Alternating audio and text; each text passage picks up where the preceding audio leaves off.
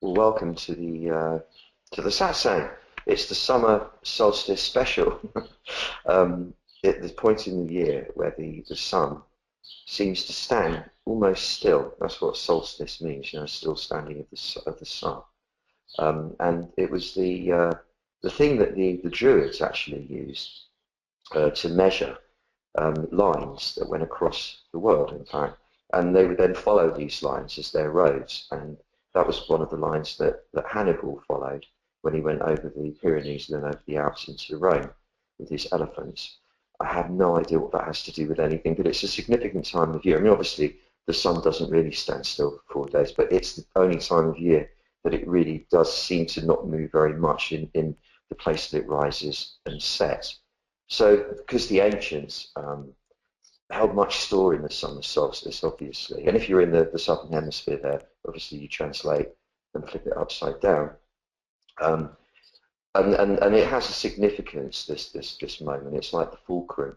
And as my friend Spencer, the ultimate Taoist, said yesterday, well, that means we've peaked, isn't it? Because this is the high point of the summer, and after this we go towards winter. And watching the mind go, oh, the childhood reflex, because I think most children prefer summer to winter. However, and I'm saying this because it's pertinent to this conversation today about self-leadership. I trained myself many years ago to love the winter equally, because it seemed to me how ridiculous to fear one half of the year and therefore limit the possibilities for enjoying it during that time. And I did such a good job of it that, if anything, I actually prefer the winter to the summer now.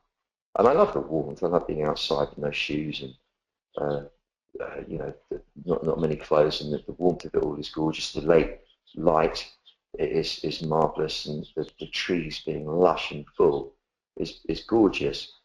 But I also really love the thrill of those long dark nights and the cold sharp air that keeps me awake, and so on and so forth. Now, why I say it's pertinent is because this session, which is themed around self-leadership and being able to communicate with yourself clearly, is, I think, in a way, fundamental to us enjoying our relationship, not only with ourselves, but with what we're perceiving as the world around us. Our experience of what's occurring, or what we're perceiving as occurring, which we then synthesize in our brains into an experience, is predicated, I would say, pretty much entirely on how we describe the experience to ourselves, how we speak to ourselves about how we're doing in it.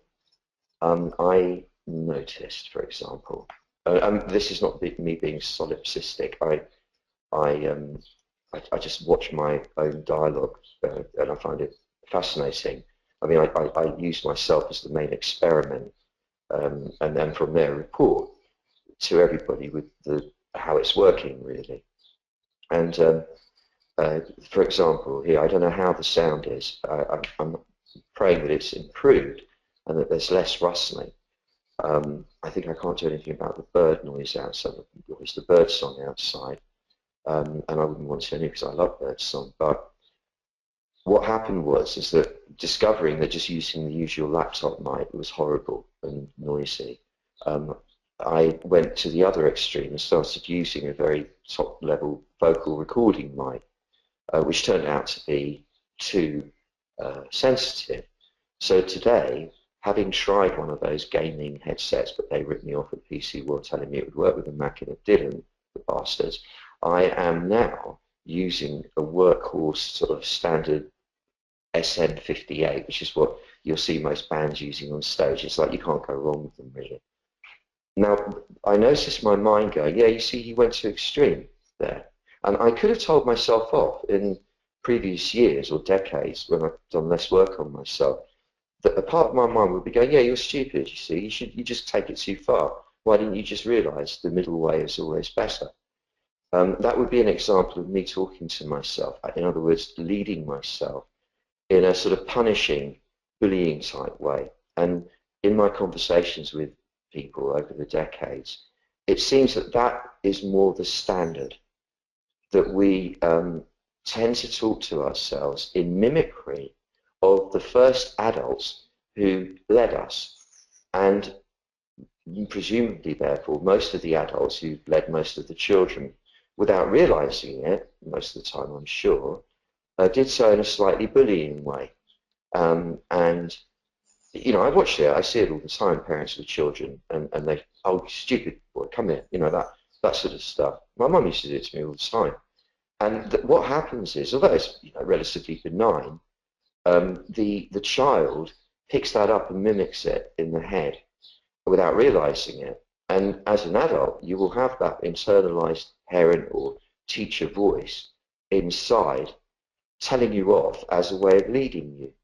Now, talking of parents and children, I learned, I think actually, I think I recall first becoming aware of great leadership when I was about 10 or 11, something like that, and it was at a family wedding.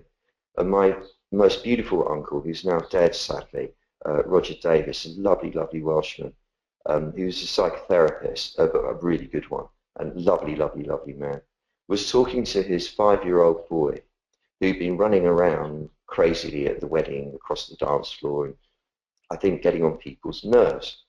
And the standard would have been, I know my dad would have done it, it's just you stop running about, sit down and be quiet. You know that one.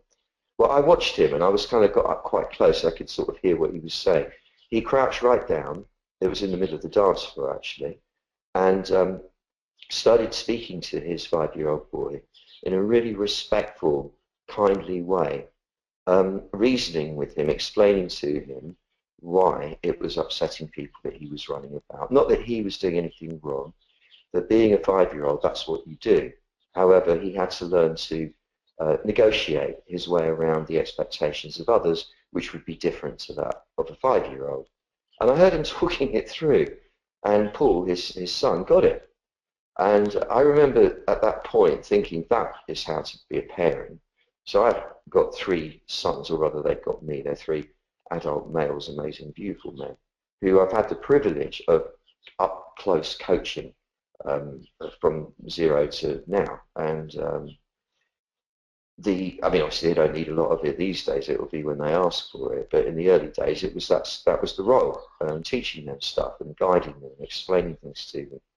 And I have to say that I think I did a pretty good job because they're really lovely guys. They're all self-sufficient. They've all done really well without any financial help from me at all. They're, you know, I mean, they do way better than I am, in fact. And they're lovely with it. They're good men, and they're good with their friends, popular. They're kind to people. They've got good ethos, and so on and so forth. Basically, what I was doing with them was leading them. I was being their leader, and it was actually through them that I learned the most, I think, about being a leader, because they're so precious to me that there was no way I would ever consider trammeling upon them or riding roughshod over their feelings or thoughts or their wishes or desires. I've never, ever, ever, ever had to raise my voice to any of them.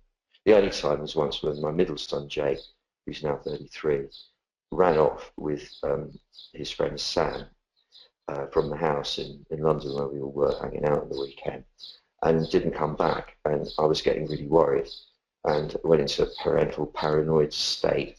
And eventually, 3 hours later, when he surfaced, and I'd sworn to myself I wouldn't shout at him. As soon as I saw him across the road, where have you been? that was the only time. That was the only time. That's his story straight after. That's the only time that I ever raised my voice to any of them. And I never had to lie to them or connive or manipulate to get them to do stuff. And that is my aspiration and has always been, to be able to be like that with everybody.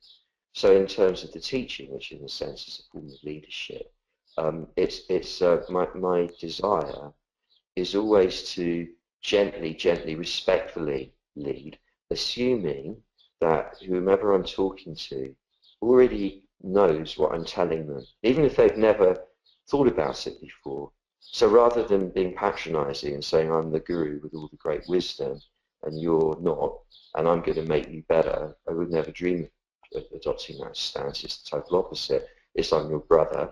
I have this way of describing things or explaining things that can be helpful to you. It's steeped in ancient tradition from people who really knew what they were talking about, and look, maybe this can help you. And I'm doing it assuming that you know already, that you've already got that space inside of you. To me, that's the art of true leadership. I have a friend called Jay the Leader, funnily enough, that's his nickname anyway, because he is a proper leader. Been close friends since 15 years now. And he's a younger guy, he's about 42, 43, who, for his work, and I've watched this very carefully, I've studied for him because I've stayed at his places quite often, and I've asked him, I've quizzed him about it because he fascinates me. He talks very quietly and slowly for 3 or 4 minutes at a time on about 6 phone calls a week, no more than that. He writes on the phone maybe 4 or 5 short emails, and really no more than that. Every now and again he attends meetings in various parts of the world, but it's really every now and again. And that's what he does for a job. The result of that is that he earns, I think it's somewhere around $15 million a month is his current profit, not even turnover. Because he's an incredible leader. He has people working for him all over the world. They love working for him, treats everybody really well. Everybody does well working with him. And he said he thinks a lot. That's what he's mostly doing, is thinking. And once he's got something clear in his mind, he just issues a couple of commands here and there, and it all gets done. And it's fascinating to see how people respond to him, because he has this confidence in himself, and it really is a genuine confidence. People just automatically want to please him. It's not that they want to please him, they want to work with him, they want to cooperate and do it right. And he doesn't have to raise his voice or get excited or enthuse about things even. He just talks very quietly about it all. And the way he thinks to himself is really interesting because it is entirely positive. He never indulges a doubt. He never indulges anxiety, paranoia. He just doesn't see the point. He stays focused on what he's attempting to do. And interestingly, doesn't care genuinely whether it works or it doesn't work. He's not driven by money. He's driven by the lust for the adventure. He enjoys the game, in other words. And most of the time, he's actually doing stuff for fun anyway. And I think that is an example. I wish I could show you him, and you see what I mean. It's an example of a fairly well-rounded yin-yang style of leadership. And I say yin-yang because I have learned incredible amounts from, yes, definitely from men, but from women. I've often spent lots of time since I was a kid. Love hanging around with the women, listening to them talking and watching how they interact. And it's the softness of women and the way that can get things done. And then the contrast of that with the harshness as well, and how that gets things done. And it made me realize that it's not about men or women. It's very much about the yin and the yang, because take, for example, I don't know, Margaret Thatcher was a very powerful leader in the UK, and a woman, obviously, but her style was, I would describe as more yang than yin. It was strident and bellicose rather than soft and nurturing. And I know the woman Caroline, who owns or runs EasyJet, which is a low-budget airline, you probably know that in Europe. And her style is very, very, very, very, very gentle and collaborative and inclusive. And without stressing or pushing or making noise, people do what needs being done. And it's a hard balance to strike. But what I have noticed is, including myself, when I'm on form and leading fairly well, it's because I'm leading myself well. Now, in terms of confidence, which means literally holding the faith with yourself, with your adventure, with your ability, capacity to roll with the adventure with aplomb and to come out smiling, as it were. Not that it is actually a linear process, that's an illusion. We don't really go anywhere. There's no real adventure other than the fact that we're here and then we die and that's it. I mean, I guess that's the adventure. But we create these beautiful stories for ourselves that make life be wonderful. And the trusting that we will optimize on all our chances, not only to receive the bounty of life, but also to contribute it. In fact, the other way around, firstly to contribute, then you receive.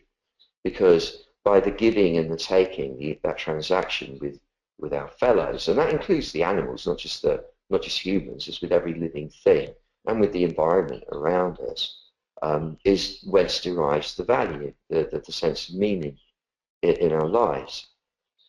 And the confidence, this holding the trust with yourself, I kind of see it like this. It's like you start off in the palace of perfect equilibrium. Let's say that's the womb when it's about 6 months in. So you're big enough to know that you're there. You can just about feel the walls of the womb, so get a sense of your own identity in relation to those. But there's nothing, assuming that your mother's well, relatively, and there's not too much stress going on around her, and the noises outside the belly are not too loud or nasty, generally harmonious, you're in paradise because you're swimming in this lovely warm amniotic fluid. You have no care in the world. There's no goal, no objective. There's no reason. There's just merely being in pureness. So that I would call the palace of, also with the Taoists, in fact, the palace of perfect equilibrium. It's the prenatal state. And the Taoist alchemy, alchemy, the meditation process is described often as returning yourself to the prenatal state. Not that you become an incapable embryo. To the contrary, you've developed, you've got skills and resources, yet your inner consciousness, the place whence you observe and translate what you're observing, is the prenatal one. And then you arrive at an even more beautiful palace of equilibrium. This, I would suggest, not to become morbid in the sense, not at all morbid, is when we pass away, when we pass out of the human form and find ourselves back in that undifferentiated absolute whatever it is that happens there, if anything at all, and it doesn't matter.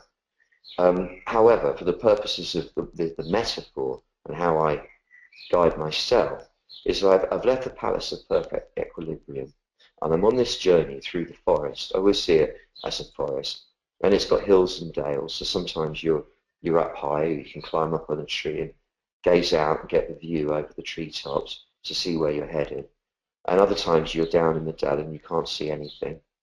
And you have to trust your instinct a lot of the time, especially at night where there's no light. And it could be potentially dangerous with wild animals or brigands attacking you from unexpected quarters and so on. And you know that you're aiming for something. It doesn't have to be specified, but let's call it the lesser palace of perfect equilibrium. This doesn't matter anyway. This place you're headed for, the sense of destination. And this place would be somewhere that would comprise the state you wish to attain to, the state of perfect delight, of pure confidence, of being at one with everything and everyone in such a comfortable way that you feel you fully arrived. And I mean, this is the result of practicing what I call the method coming into the back, which we will be doing in a minute, once you observe everything from the state of equilibrium.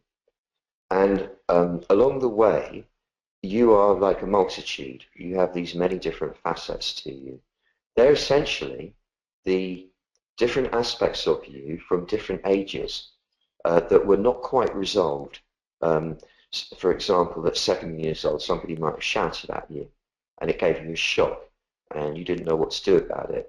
You watch kids, they forget very quickly. You might have cried, you might have been sobbing your heart out, but you'll stop and get over it. You forget about it and you move on. In fact, the trauma of that and of every little tiny interruption to your natural flow in that sense gets lodged in the connective tissue of the body and in the psyche and in the neural pathways of the brain. And the way that or somehow it works, is that aspect of you is in a sense split off from you. And that leaks your power. It breaks the power line from the perfect equilibrium of the womb through. So you've got these kind of, it's okay because you have these sort of psychic overflow channels which take up the slack in a way, but it's not efficient. There are these bits of you that you leave behind, as it were, from zero onwards. And even last week, somebody might have said something to you that you didn't resolve. It hurt, and you didn't know what to do with it. Even that bit of you, you've split off somewhere. So the voices that you hear in your head, i.e. the tumult that you're leading as you go about your adventure, are essentially these. These are the split off parts of you. And so they're generally fearful voices. They'll be the one that feels obliged to play devil's advocate. There might even be a whole group that get themselves behind one voice that is the devil's advocate voice. It goes under the guise of reasonable and rational. It's the what if. Yeah, okay, so that's a great idea. You're feeling confident, but what if something goes wrong? Have you got that planned? Or it seems like a great idea and it should work, but really, will it? I don't know. That voice, that one. It'll often take the guise of one of your parents, father, mother, whichever, or both somehow. And it's quite an insistent voice.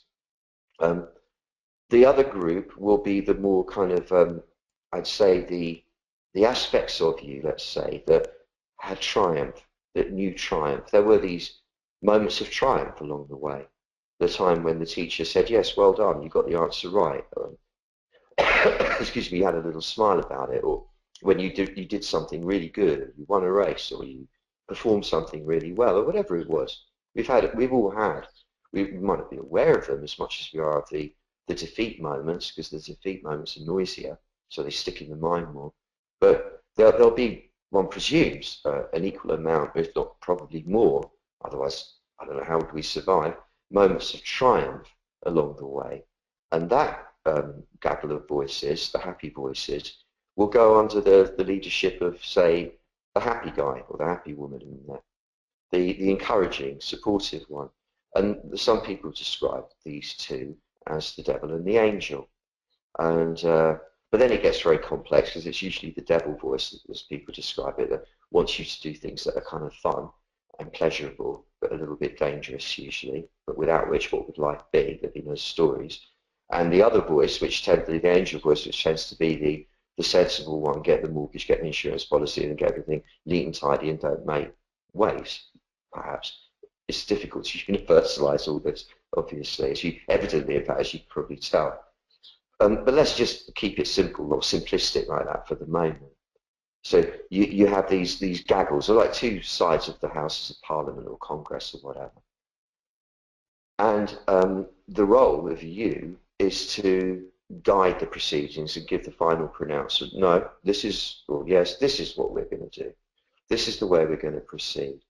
And what that amounts to is establishing your intention for the outcome that you desire, as well as establishing your intention for the mode in which you wish to experience the traveling. Now, Taoist wisdom has it that it's totally fine to get really pernickety and specific about what you think you want as an outcome and to go into details. And yet that amounts to what is often termed spiritual materialism. It's kind of pointless. It doesn't really achieve anything other than things. And you just have more and more yin and yang, and no resolution or peace or satisfaction derived therefrom.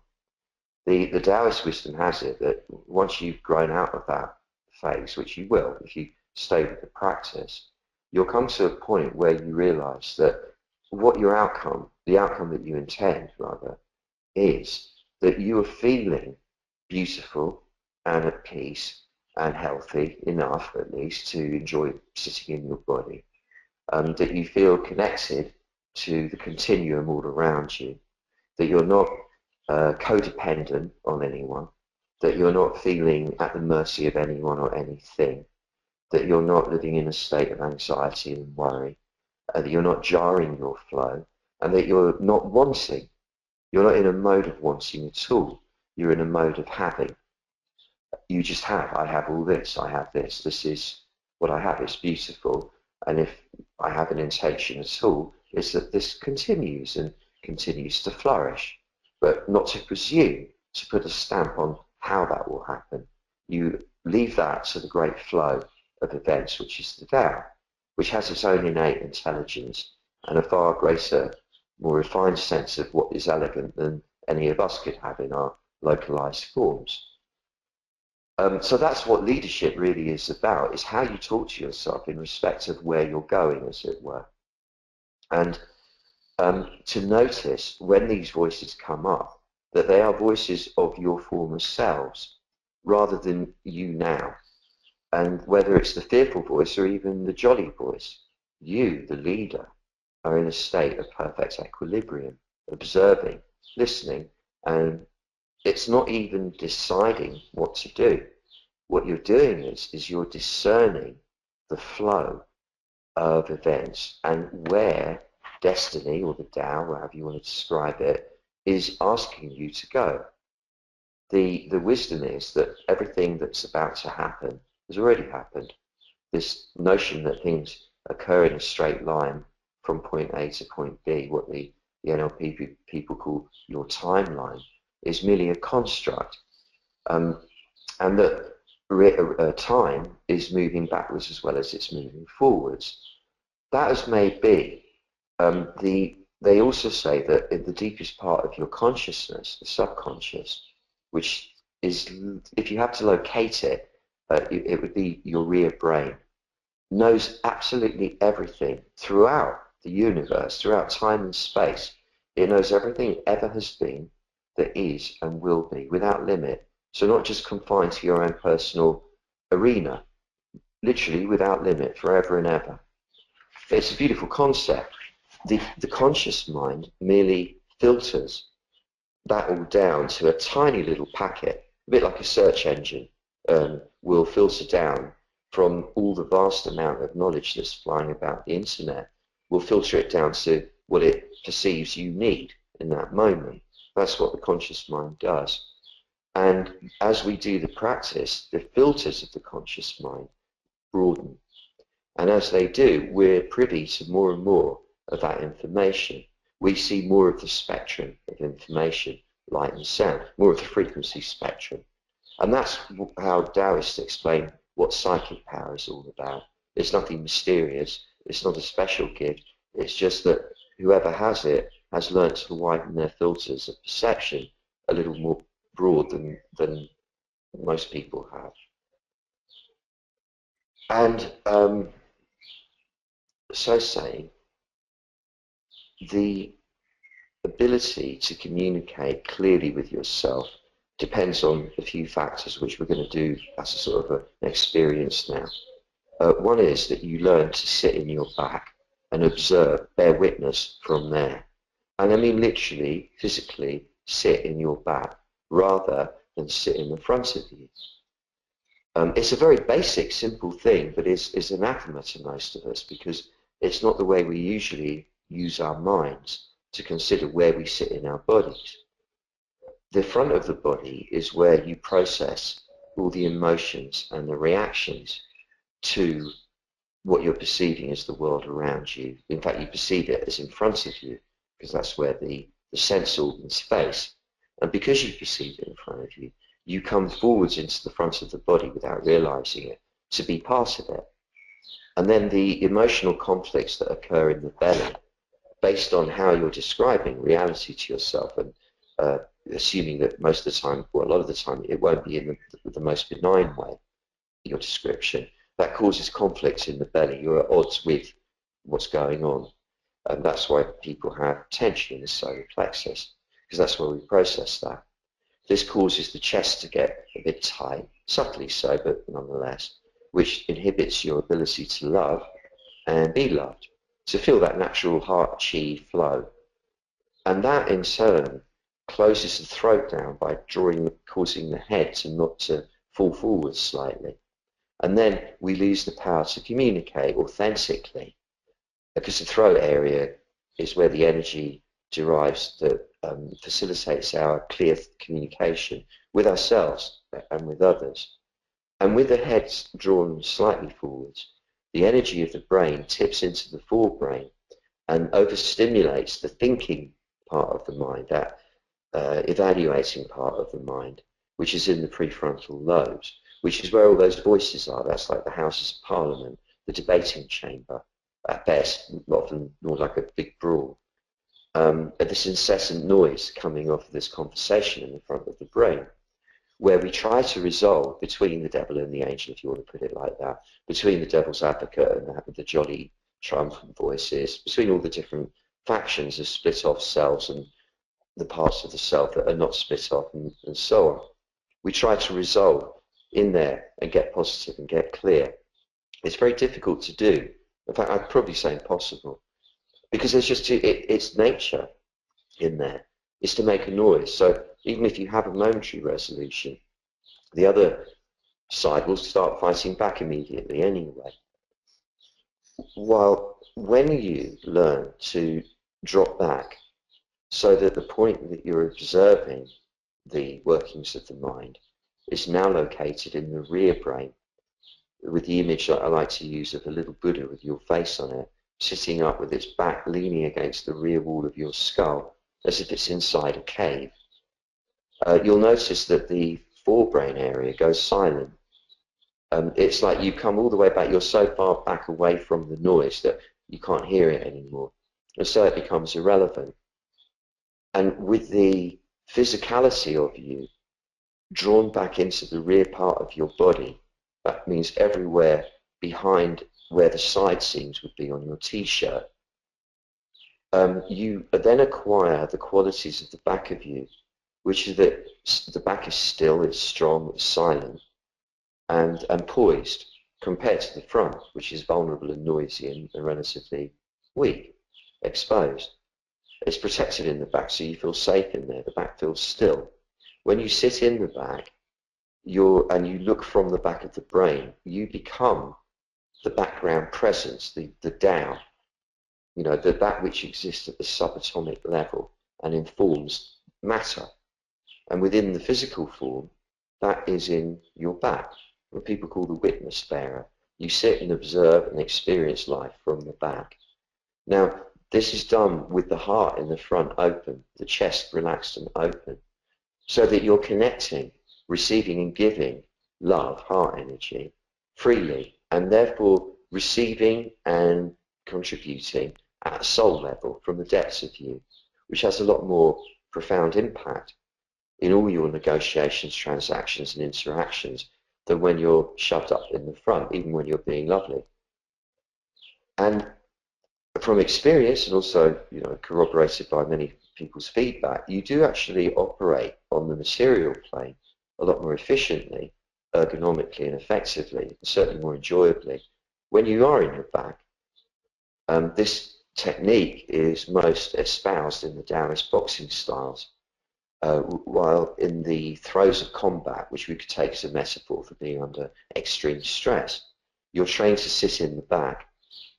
Primarily, on a practical level, when you punch someone from the back, you've got your whole body weight behind the punch, so don't need physical arm strength to prevail. When you are in the front of your body, you have to use arm strength. It's a lot more external and requires a lot of pumping of the muscles to prevail. When in the back, you have more command over the emotions that are going on in the front, which in real life fight situations, if you've ever been in one, you'll probably agree with me, you get quite a lot of fear come up, unless you're in a blind rage, which would not be desirable for intelligent dealing with the situation. There will be fear just because of the encountering the violent streak in somebody else.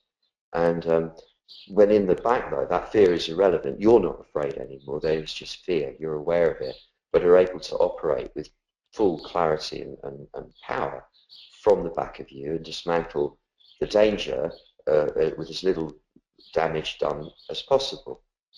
And I talk from experience in that. And then if you then take from that the much lesser stress of just living daily life, and you learn to sit in your back the whole time, you find yourself in a state of constant equilibrium.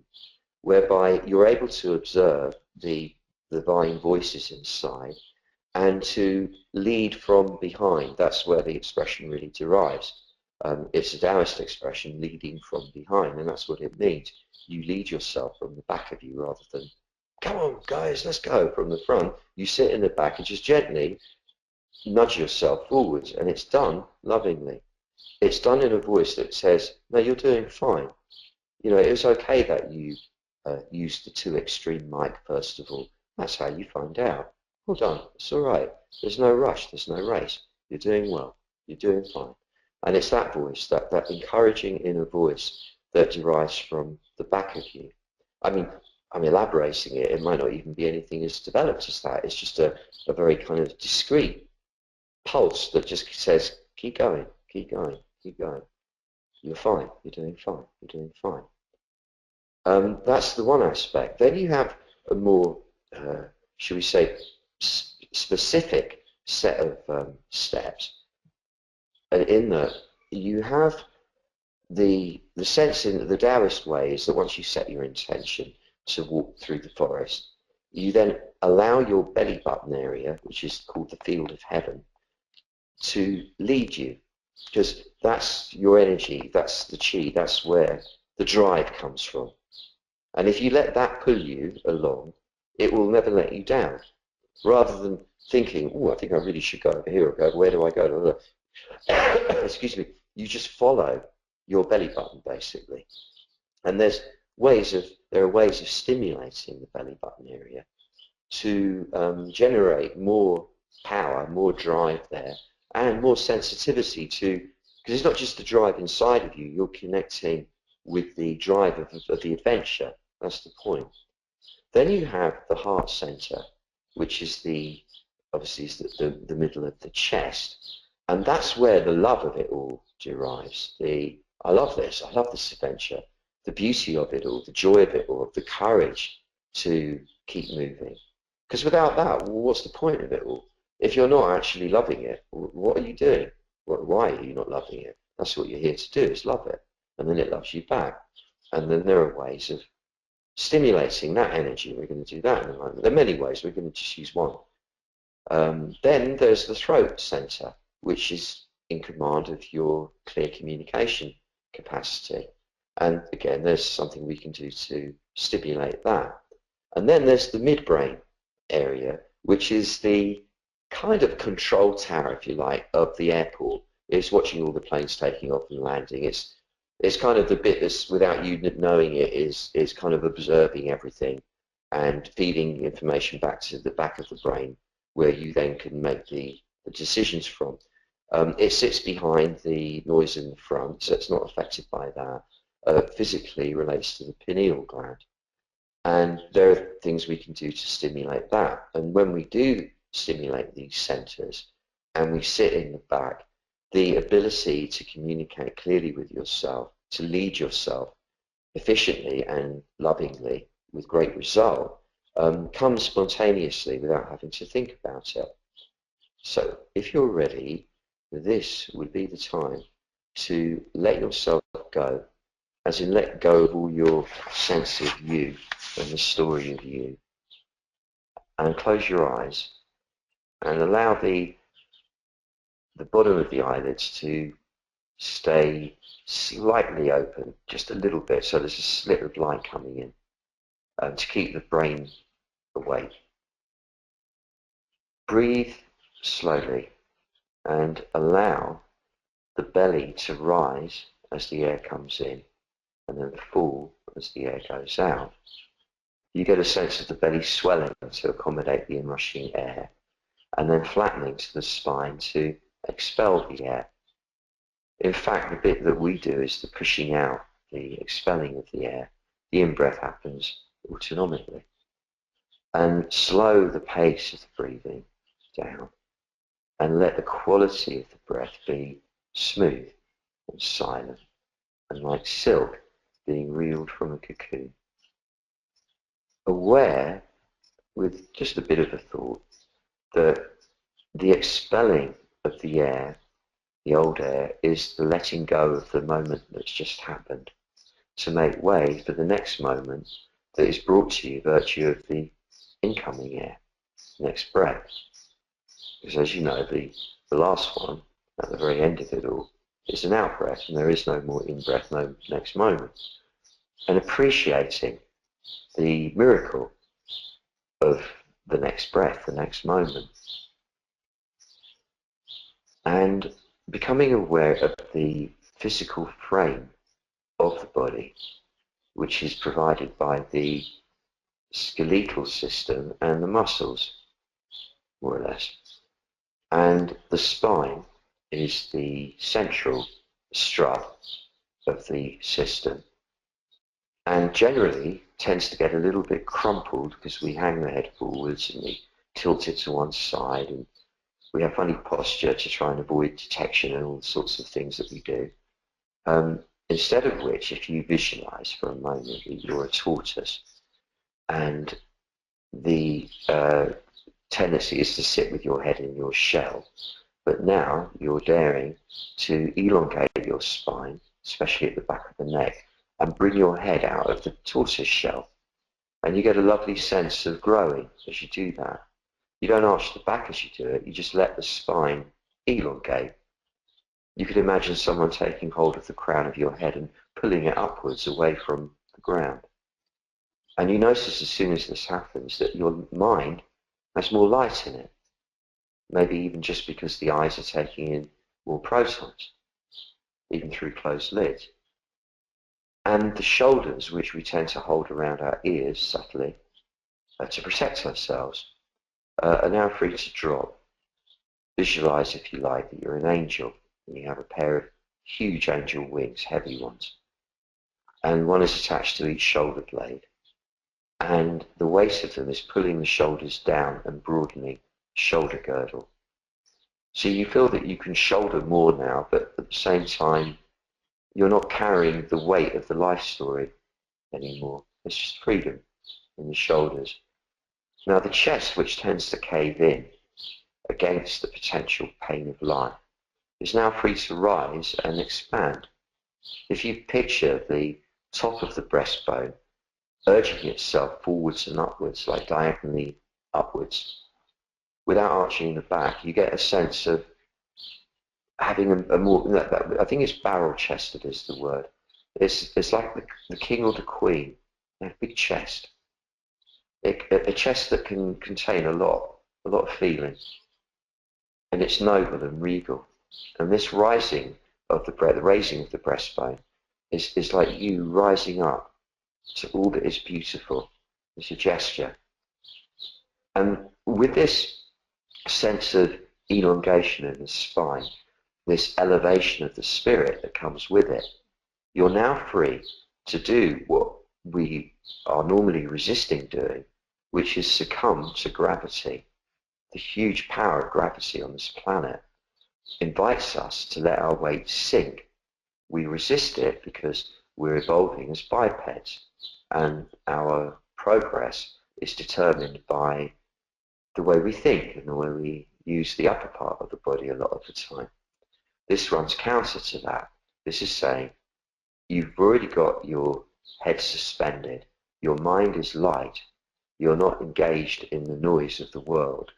You can afford to let the weight of your body drop now and surrender to gravity, which is what it wants to do, without any fear that you will devolve into a four-legged creature again. And allow the weight of the head and the shoulders and the chest, the upper back, which is considerable. If you had to pick one of those up, you'd notice it was rather heavy. Allow that weight to drop down below the level of the navel and fill up in the the pelvis and down the legs into the soles of the feet and into the ground. This offering of the weight to the earth is a gesture to the power of the earth beneath you and us. Bearing in mind, just for a moment, that the earth is a sphere with a relatively very thin crust, and inside of which is a furnace, a nuclear-powered furnace, as hot as the surface of the sun. And it's spinning on its axis at 1,000 miles an hour, while zooming around the sun at 66,000 miles an hour at this very moment. So this offering of the weight to the ground is not offering it to something dull and boring. To the contrary, you're merging with the very motile power of the cosmos itself, which is exciting. Now comes the big move from the front to the back. To help us along, visualize that you're breathing in simultaneously through all the pores of your skin in the front of your body, face and throat, so that you're breathing in, as it were, a wall of air from the front all the way into the back of you. And allow that breath going into the back to remind you to come back with it. Sort of like opens the door for you in your back. As you breathe out from the back, through the front, and out through the pores of the skin, in the front of the body and face, all of them simultaneously. That same wall of air, and that forward motion of the air is thrusting you even further back inside, just like when you take off in a plane. And keep doing that, and keep coming into your back more and more. And you'll notice that the sense of presence that you have about yourself is bigger than what would fit in the physical form. So though you're sitting in your back, there's a lot more of you back there than just fits in the back. Allow the skin and the muscles of the back to no longer present a barrier in your mind, because in fact there isn't one there. There's more space in the skin than there is solid matter. And merge with the hugeness of the presence that you really are, which sits behind you, so to speak. And it's whence you come. It's the Tao, big mystery. And know that when we're about to take the adventure we're going on right now, it's this presence that's impelling you. It's this presence that is protecting you. It's this presence that is directing you. This is the leader, in other words. And all the noise that goes on in the front, the conflicting emotions in the belly, the closing down in the chest and the throat, the debate and the nonsense that goes on in the front of the brain incessantly, all of that is merely energy moving around. It has no more significance than that. And in the front of the body, you have your breastbone. You're the big presence now, sitting all the way in the back of you. If you find yourself losing that, just breathe in through the front, breathe out from the back as before, to bring yourself back. In the front of you, you have your breastbone. Picture this opening like a pair of sliding doors to reveal your heart center, like a cluster of precious jewels radiating a beautiful crimson light with a gorgeous otherworldly smell, garlanded in gorgeous otherworldly mythical flowers, if you like. These are merely devices. And allow this rose gold crimson light, this effusion, to radiate freely all around you. But remain in your back as you do this. So you're sitting in your back, you're breathing slowly, you're much bigger than what fits in your physical back. Your muscles are relaxed, your chest is open, and this, as you breathe in and breathe out, this rose gold fuchsia light is radiating generously and without limits from the core of your chest, carrying the unique gift of your soul. Only you have this gift. We each have our own specific one, which is your gift to all humanity and all sentient beings. And everyone in our circle here, all the way around the world, you're sharing now your heart energy. It's nothing to do with being kind or saintly or enlightened or anything. It's just merely allowing the heart chi to flow freely out from you and also into you from all those around. The Sufis say learning to give is just the beginning. Learning to receive is advanced level. Allow the love of everyone in to your heart as much as you're allowing your love out to everybody. But you sit in your back as you do it. You are now connected to the continuum. Picture before you, I would just like to add one more thing there. As I mentioned earlier, inside the skull, picture it like the inside of a sacred cave high up in the mystical mountains.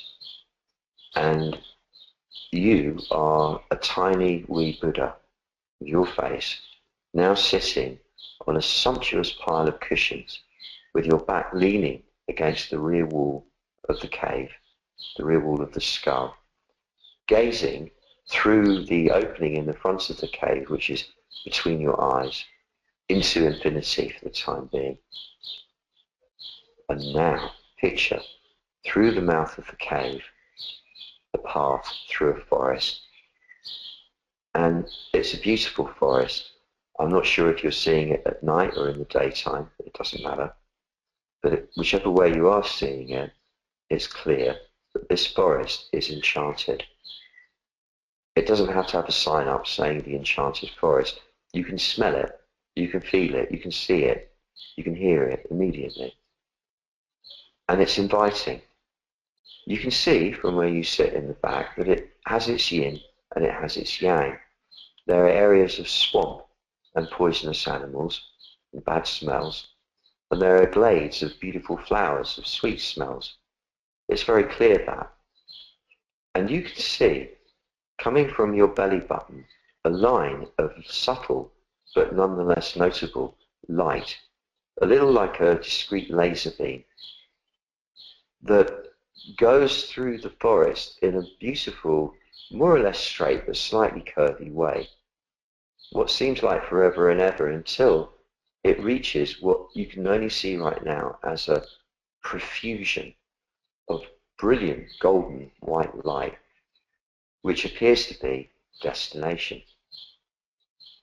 And in fact, the more you gaze at the gold white light profusion far off in the distance, the more you get the sense that this contains and comprises all that you want, the joy, the peace, the relaxation, the knowing, the connectedness, and all of it,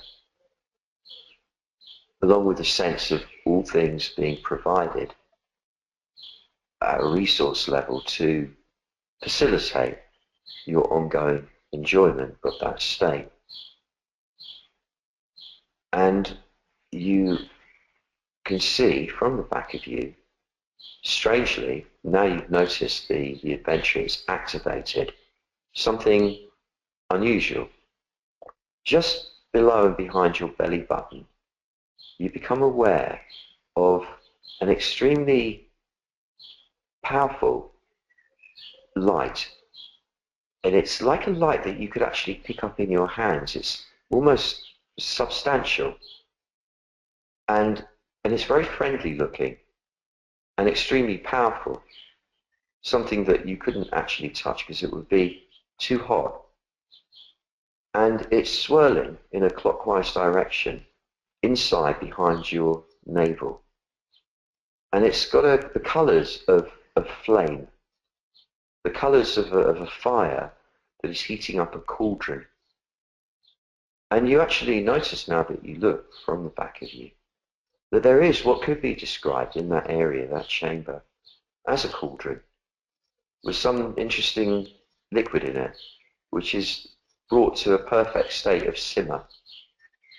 And that's warming the entire body. And that is the essence of the drive that will carry you along your adventure to your destination. And while being aware of that, you also become aware that in the heart area, the rose gold crimson fuchsia light that has been exchanging itself with that of everyone around you has grown extraordinarily bright, almost overwhelmingly so, almost so much that it's hard to see it. And this has the effect of warming and relaxing and stimulating the area of your chest responsible for providing you the sense of lightness and innocence and courage that is prerequisite for taking the adventure. And you're also aware simultaneously that the throat area is filled with the most amazing bright electric aqua color that seems to be cleansing the throat area. And there seems like there has been a residue of darkness there, of stuff stuck there, which would probably be all the stuck communication, the bottled tears and the bottled laughter and all of it, the bottled shouts, so on. All of the darkness from that, the muck of that, seems to be being completely dissolved. And in its place, in this glaring aqua electric blue light, there is perfect clarity. You're feeling it from the back of you, from the back of your neck, the back of your head, the back of your body. And there's a sense with this clearing of the throat area that there is nothing to say anyway, but that whatever will need to be said will come through with total clarity and precision from now on. And being aware of these lights, so to speak, you become also aware of a light in the midbrain. Now this is a white light with flecks of gold in it and flecks of violet. It's stimulating, very enlivening, vitalizing. And this light is spinning like a lighthouse, again in a clockwise direction, round and round the brain, from left hemisphere to right. You can almost feel the movement of energy inside the skull, moving around the inside of the skull on the lateral plane, round and round the brain. And it's clearing all the noise, all the confusion, all the mistaken thoughts and beliefs, and all the thought patterns that truly no longer have a place with you, that you've just been hanging on to out of some sense of misguided loyalty. All of that is being whooshed away before your very eye from the back of your head, until the inside of your mind, as it were, is now completely and utterly clear. And you don't even need me to tell you that this is the moment that you, in all your power and glory, from the back of you, this huge presence that you are now walking into the forest along that path of life. And you have absolute confidence that every step is a correct step. There's not even the fear that it won't be a correct step. You're aware of the dangers, you're aware of the swamps, you're aware of the dangerous animals and predators and brigands and so on. You're also aware that you're completely protected. You're aware that there are helpers around you, that there's support around you, there are guides, there are people, beings, whether corporeal or not, who are there to support you, your clan, your spirit clan, your physical clan, and they're around you. You can get a sense of that. You're giving the same level of bonhomie to them as they are to you, the same joy of camaraderie. It's mutual, and yet it's not detracting in any way. To the contrary, it's enhancing your what seems like forward progress along the path. You also notice as you're walking that something unusual, each step is propelling you many meters forwards on the path without any effort on your part. You don't seem to be running, you don't seem to be making any effort, but you're actually gliding, flying as it were, with incredible speed along the path. And the feeling of it is exhilarating. And all the while you're noticing that the bright golden white light up ahead is getting closer and closer and closer because you're moving faster and faster. But strangely, being in your back and behind your back, the size of you is so huge that it's almost inconsequential. It's almost like you're not really going anywhere at all. Merely being enveloped now by this massive white gold light that is all around you and within you. And you can actually see that every particle of light in the white gold light profusion here contains the essence of everything that you want in your life. Everything, without exception, is all here for you now. And so, you, with your absolute confidence, your trust in yourself and in the path, agree. So all you have to do is just say, I agree. I accept it. So all you have to do, accept it. Acquiesce to the gifts of the cosmos being given you right now. And in your own time, this is the time to slowly bring yourself back, so to speak, into the, I'm saying a lot of so to speak today, aren't I? Where I'm getting that from. There was this woman called Marjorie Proops when I was a boy, and I think I sound like her when I do that.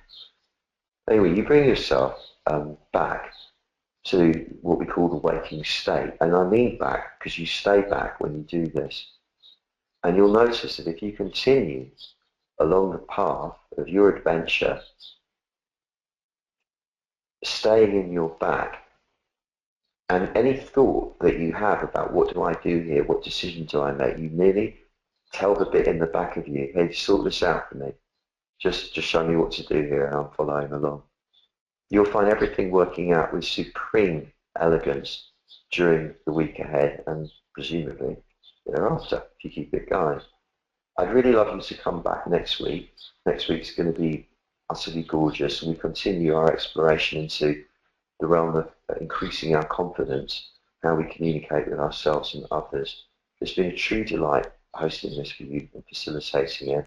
I've gone way over the usual time slot, and I'm not going to do any Q&As today. So thank you to Sue for producing this. Thank you to all of you for coming. I love you, and I will see you, all being well. We meet up again next week.